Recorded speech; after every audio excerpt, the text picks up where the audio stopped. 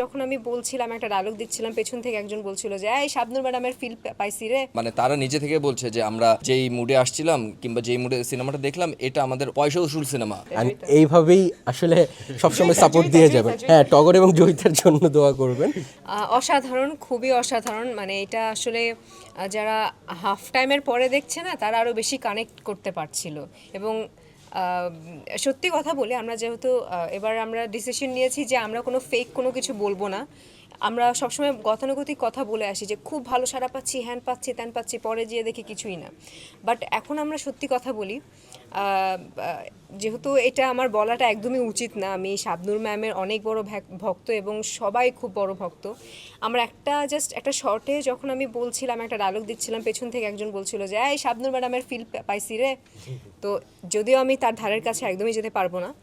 আর আরেকটা পয়েন্ট হচ্ছে যে যখন হাফ টাইমের মধ্যে অনেকে পপকর্ন নিতে বের হচ্ছিল, তখন একজন বলছিল যে আপনার গল্প আরও চুজি হওয়া দরকার, আরও ভালো গল্পে কাজ করা দরকার। যখন সিনেমাটা দেখলো, শেষ করলো, তখন তাকেই জিজ্ঞেস করলাম কেমন লাগলো। হি ওয়াজ স্পিচলেস, যে এরকম গল্প আরও চাই।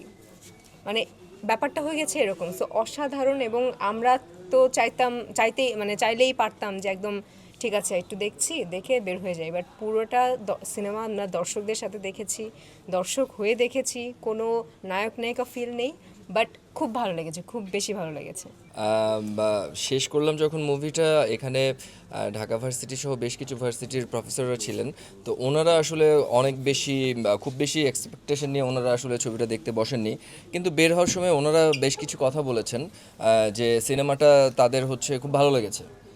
খুব ভালো লেগেছে। ইভেন তারা এতটাও আশা করেনি যে এটা এমন। ইভেন হাফ টাইমের পরের যে জার্নিটা তারা পেয়েছে কিংবা যে ফিলটা পেয়েছে, আলহামদুলিল্লাহ তারা মানে তারা নিজে থেকে বলছে যে আমরা যেই মুডে আসছিলাম কিংবা যেই মুডে সিনেমাটা দেখলাম এটা আমাদের অন্যরকম একটা পয়সা উসুল সিনেমা, যেটা বাংলা যদি খাস বাংলায় আমি বলি যে তাদের কাছে খুব ভালো লেগেছে। ইভেন তারা দুইজনই মানে তারা দুইজন বলছে আমাদের দুইজনকে তারা সবাই আসলে একটা কি দোয়া দিয়ে গেছে, সিনেমাটাকে দোয়া দিয়ে গেছে, ডিরেক্টরের সাথে কথা বলছে, ডিরেক্টরকে দোয়া দিয়ে গেছে যে যাক বাংলা ছবি এগিয়ে যাচ্ছে। তো আশা করি এই ছবিটা অনেক ভালো যাক। এবং আরেকটা কথা আমি অ্যাড করতে চাই, আমাদের সিনেমাটা হয়তো 100 কোটি, 150 কোটি, হাজার হাজার কোটি টাকার সিনেমা না। আমাদের যতটুকু টাকার মানে ইনভেস্ট করা দরকার, যতটুকু যেটা প্রয়োজন, তার থেকেও একটু বেশি না, ভালোই বেশি গিয়েছে। সো যতটুকু যেখানে যেখানে যেখানে যেটা প্রয়োজন সেখানে আসলে ইনভেস্ট করা হয়েছে। That's it. আসলে আমি আসলে যেটা বলা উচিত সেটা হয়তো গুছিয়ে বলতে পারবো না, কিন্তু যেটুকু আসলে বলতে চাই যে আমি অনেক ছোটোবেলা থেকেই নিয়মিত সিনেমা হলে সিনেমা দেখি এবং ঈদের দিন আমি মানে নাইট শো অন্তত দেখি, দিনের বেলা সময় না পেলেও নাইট শো আমি রেগুলারই দেখতাম।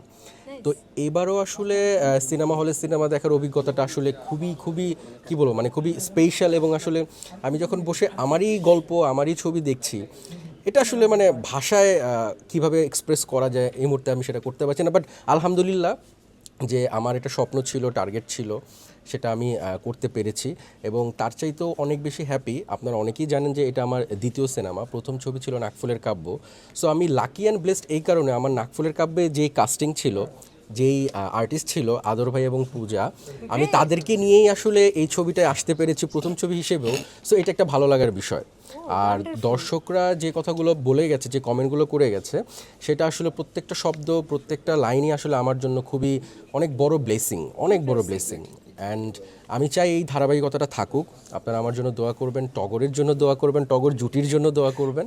অ্যান্ড এইভাবেই আসলে সবসময় সাপোর্ট দিয়ে যাবেন। হ্যাঁ, টগর এবং জয়িতার জন্য দোয়া করবেন এবং এভাবেই সাপোর্ট করে যাবেন। টগর নিয়ে আজকে তো সবে দ্বিতীয় দিন, সবাই যার যার ব্যস্ততা কাটিয়ে আজকে থেকে রেগুলার সিনেমা দেখা শুরু করেছে এবং এখন পর্যন্ত অনলাইনে বা মাউথ মার্কেটিংয়ে যতটুকু শুনেছি আমি পর্যন্ত এসছে খবর। সো আমি খুবই হ্যাপি এবং দর্শকের একটা ভিন্ন প্রতিক্রিয়া হচ্ছে যে গল্পের শুরুটা মানুষ যেটা প্রেডিক্ট করতেছে, আলটিমেটলি ক্লাইম্যাক্সে এসে আসলে সে সেটা মানে মানে বুঝতেই পারছে না। সো আমি শুরু থেকেই ছবিটা বানানোর সময় একটা কথা বলেছিলাম এবং এখনও বলি যে গল্পের বিগিনিং দেখে কেউ ইন্টারভাল বলতে পারবে না এবং ইন্টারভাল দেখে কেউ ক্লাইম্যাক্স বলতে পারবে না। এটা আমার গল্পের সবচেয়ে বড় পাওয়ার। এইটা আসলে আমার যদি এইভাবে যদি বলতে যাই, আমার গল্পে আসলে ক্যারেক্টার ওয়াইজ যতটুকু আসলে দরকার জাস্টিফাইড করার জন্য আমি আসলে ততটুকুই রেখেছি বা ততটুকুই আসলে অ্যালাউ করা হয়েছে, এবং ছিল অনেক বেশি আসলে আমরা যখন শুটিং করেছি। বাট আমরা দর্শকের কথা মাথায় রেখে সেটাকে যতটা সম্ভব প্রিসাইজ করে নিয়ে আসা যে আমরা আসলে সেটুকুই করার চেষ্টা করেছি। নাটা জেলি আর পানীয়র এক অসম কম্বিনেশন ড্রিঙ্কো। চিল থাকতে চান ড্রিঙ্কো চাবান।